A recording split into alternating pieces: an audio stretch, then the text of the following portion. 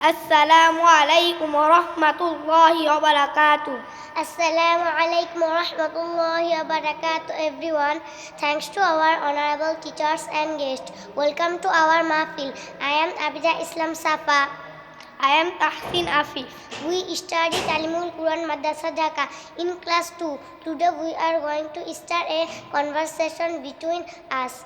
Assalamu alaikum wa rahmatullahi wa barakatuh. Wa alaikum assalam wa rahmatullahi wa barakatuh. How are you? Alhamdulillah, I am doing well. How about you? I am also doing well. Where are you going? I am going to madrasa. Where are you going? I am going to my school. What's the name of your madrasa? The name of my madrasa is in East Durai Charmanbari, Dhaka.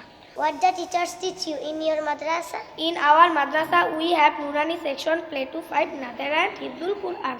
Do they have the facilities of covering girls? Yes, we have Talimul Quran girls section, Nurani section for the girls, Nazera section for girls, International Hifdul Quran for girls.